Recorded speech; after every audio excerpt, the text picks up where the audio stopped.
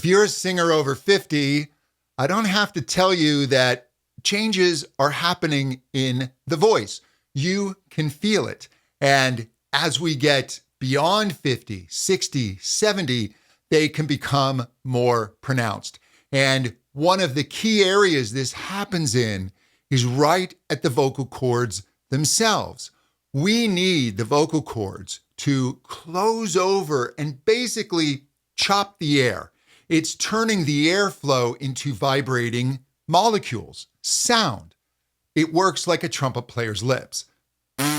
However, age conspires against us with weakness, stiffness, and atrophy, and it does this to the vocal cords. The vocal cords can also become thinner with age. They can even begin to bow and not close completely. So when we go to sing, our tone becomes thin, papery, weaker. Now,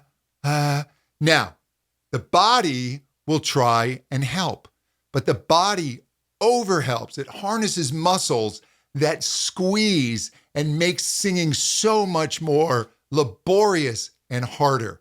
So I'm going to show you a few key exercises that can help you pinpoint your vocal cords and rebuild strength and coordination.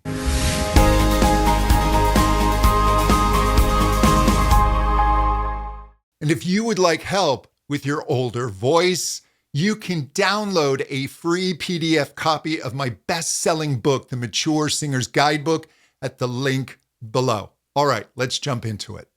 But before we start on the exercises, I have to give a shout out to Kerrie Obert. Kerrie is a brilliant voice teacher, speech language pathologist, and researcher, and she has personally helped me with my aging voice. So some of these exercises and concepts I get from her. So shout out to Kerrie, she's fantastic. The first thing we can use is vocal fry. Now, you may have heard that vocal fry is unhealthy, and that's not necessarily true. It's how you use it. Usually, it's unhealthy if someone's talking like this, and then they try and push their voice to be heard. It doesn't carry a lot of volume. It's not an acoustically efficient way to use your voice, but it can be therapeutic, and it works for us older singers because when you do a vocal fry, you're actually making the vocal cords very thick and they come together. So what I want you to do is just do a fry sound, and then go to a voice sound. E,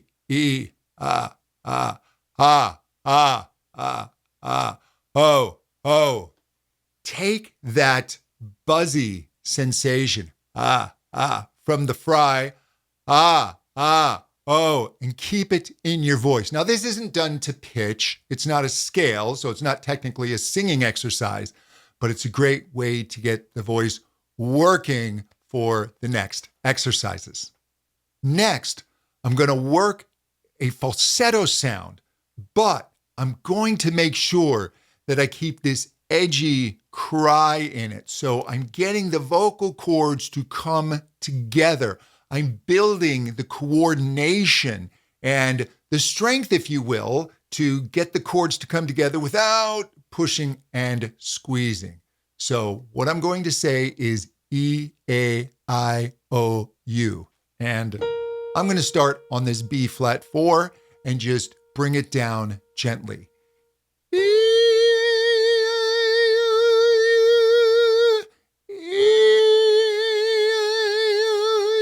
I'm keeping that cry.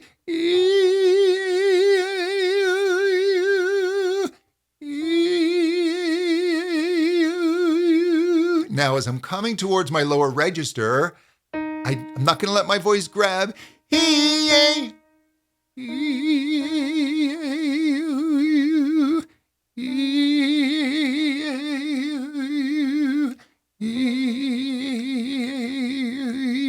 it that cry. And I'll just work that. I'll take it higher.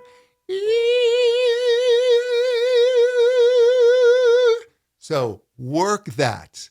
Do in that scale sequence, maybe 4 or 5 of them. Don't go higher than is comfortable. After that, I moved to twang. Twang is that kind of bratty sound, like SpongeBob. Hey, Patrick.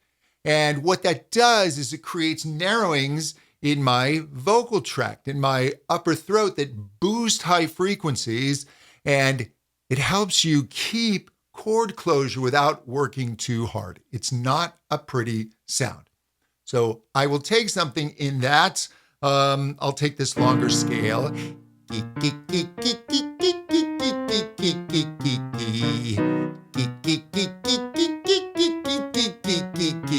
That's it.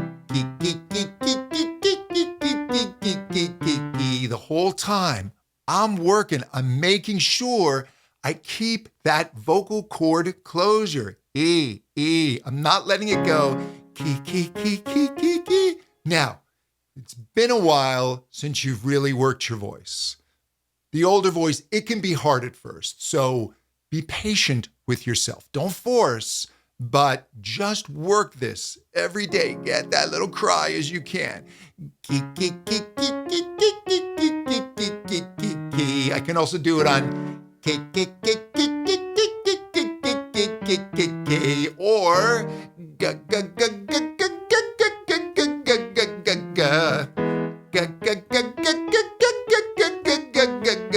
the whole time. I'm focused on chord closure, not squeezing, but that Then I will work with a straw. SOVT exercises, semi-occluded vocal tract exercises, make it easier to sing. It makes it more efficient. They're fantastic. There's plenty of studies on this. So I like the ones made by Voice Straw. And this is a straw with a silicone cup. The silicone cup allows me to actually sing into it rather than I can do exercises into it. So I like to then take these same exercises and maybe do them a little more intensely into the cup.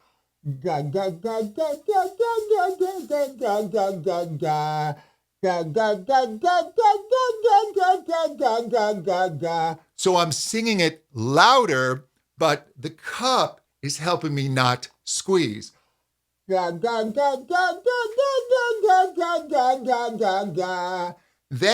I like to take high notes and I'll sustain and then fall off. I'll do it on yeah, but I'll do it in the cup. Yeah, yeah, yeah, yeah, yeah, yeah. I don't want to do too much of this because now I'm working my voice harder. So if your voice starts to get tired, back off. Maybe don't do this one at first. This is a little more advanced, but when your voice is feeling stronger, you can start belting into it. Just make sure you keep that edgy sound. Don't allow the body to start squeezing or shouting. That's it. It's just a few simple exercises. Do these every day. And within a few weeks, you'll start to feel a change. Your voice is going to sound brighter. It's going to be more responsive.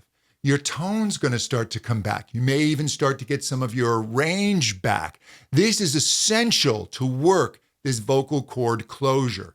And in my voice, I will tell you now that I'm over 60, if I don't stay on top of my voice, it starts falling back really fast. It's not like it was 30 years ago where I could take breaks and my voice would basically be the same. We have to be more diligent with our voice when we are older. So have a go at those.